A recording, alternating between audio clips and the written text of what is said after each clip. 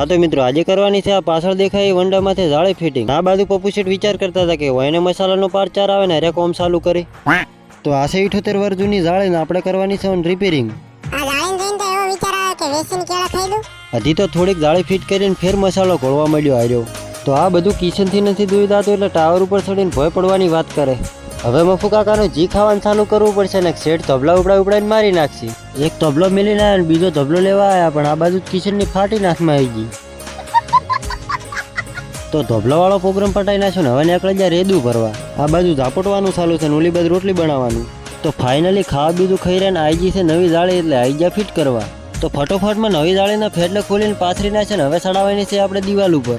જાળી સડાવવા ભીતળા સડી જાય ને આ બાજુ આવી ગયો ચાનો કોટો સડાઈને જાળી સડાઈ જીતી દિવાલ ઉપર ને કરી નાખી કમ્પ્લીટ ફિટ। તમે નોનપણમાં આવા ઘર બનાવીને રમ્યા હોય તો કરી નાખો કોમેન્ટ। જાળીવાળું કોમકાજ પટાઈને આવી જાય નેહાલમાં હવે કરવાની છે આ ટોકા કોરી મોરી વાડ। હજી તો મોડ એક તબલો ઊભો કર્યો છે ને આવી જાય છે મમરા કરી નાખ્યો નાસ્તો। મારા ભાગમાં તો એક જ પડીકું આવ્યું પણ કિશને તો વર્લ્ડ રેકોર્ડ બનાવી નાખ્યો। તો વિષ્ણુભાઈ ખાડો ગાળવા મળી જાય નિયન જડ્યું છે ખાડામાંથી કોક ધન। ગરમ હોય કાળા તો ધન ચોથી મળે વાલા।